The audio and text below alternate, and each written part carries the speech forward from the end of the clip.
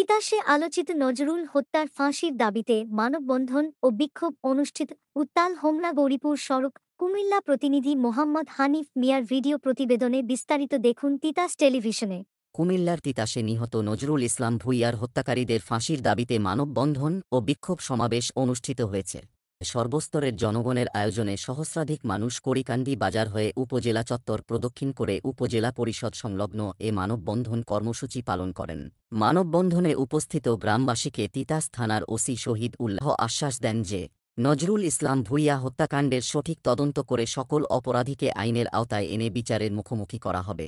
এ সময় বক্তব্য রাখেন উপজেলা ব্যবসায়ী ফোরামের সভাপতি মোহাম্মদ শবীর হোসেন, সাহাবৃদ্ধি গ্রামের বিশিষ্ট সমাজসেবক মোহাম্মদ এমদাদ হোসেন ভূঁইয়া, মোহাম্মদ হেলাল ভূঁইয়া, নাছির উদ্দিন ভূঁইয়া মানিক, আবুল কাসেম ভূঁইয়া বাবুল, আজহারুল ইসলাম ভূঁইয়া মেম্বার, মোস্তাক আহমেদ ভূঁইয়া, সার্জেন্ট জামাল ভূঁইয়া, করিকান্দি বাজারের ব্যবসায়ী মোহাম্মদ আলী হাসান মোল্লা, মজিদপুর উচ্চ বিদ্যালয়ের সাবেক ভারপ্রাপ্ত প্রধান শিক্ষক স্বপন কুমার সূত্রধর, নিহতের স্ত্রী মোসাম্মদ বৃষ্টি আক্তার, বাবা হানিফ ভূঁইয়া, মা আয়েশা বেগম, ছেলে মোহাম্মদ হাসানসহ এলাকার গণ্যমান্য ব্যক্তিবর্গ।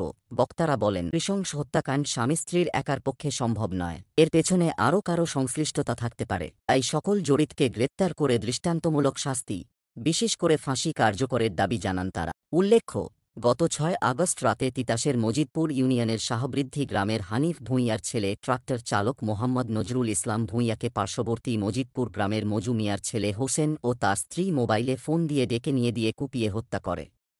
পরে নিহতের দেহকে টুকরো টুকরো করে বিভিন্ন স্থানে ফেলে দেয়। পরে পুলিশ হত্যার রহস্য উদ্ঘাটন করে খণ্ডিত 2 হাত ও 2 পায়ের খণ্ডিত 6 টুকরো উদ্ধার করে। নাকি স্মৃতির প্রেম বা পরকে এরকম একটা সামাজিক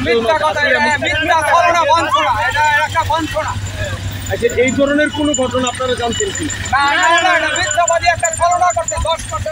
এর পূর্বে তার সাথে পরকে হয়েছে এরকম কোনো বিচার হয়েছে এলাকা?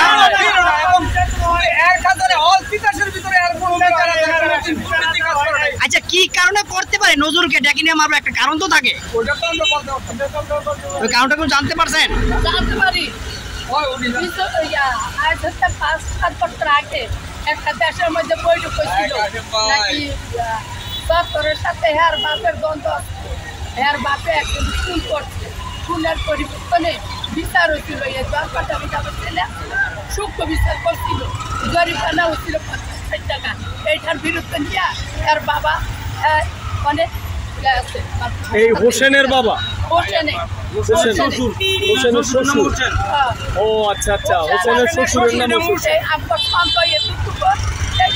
আমার ছেলে আর কিছু ইয়া নাই। আপনি মনে করতে এই দ্বন্দ্বের জেরেই তাকে হত্যা করা হয়েছে?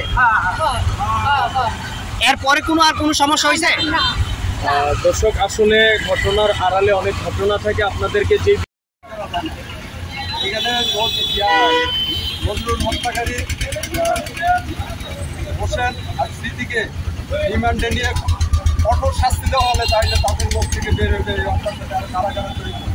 আমরা চাই, প্রশাসনের উদ্দেশ্যে বলতে চাই যে সঠিক তদন্ত করে আসামিদেরকে রিমান্ডে নিয়ে যারা এই হত্যাকাণ্ডের সাথে জড়িত তাদেরকে দৃষ্টান্তমূলক শাস্তির ব্যবস্থা করা, ফাঁসি দেওয়া হয়। কি কারণে পরিকল্পনা হতে পারে আপনাদের ধারণা আছে কিনা? একসাথে চলাফেরা করতো, চলাফেরার খাতিরে হয়তো কোনো লেনদেন ছিল, নাম্বার দিয়ে আমার কাছে পরব দিয়ে জড়িত, পরবের কারণে আমার বাইরে হত্যা করছে। সম্পূর্ণ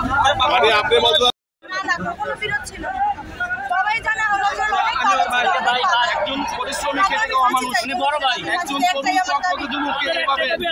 নৃশংস হত্যাকাণ্ডের সাথে যারা জড়িত। আপনার সাংবাদিক বাইরে আপনার অনেকে যাচাই করেন, অনেক সাংবাদিক জড়িত আছে। একজন কি করে পারে না, কি করে হয় না, এটা তারা মিথ্যা নাটক, সাজানো কথা এগুলো।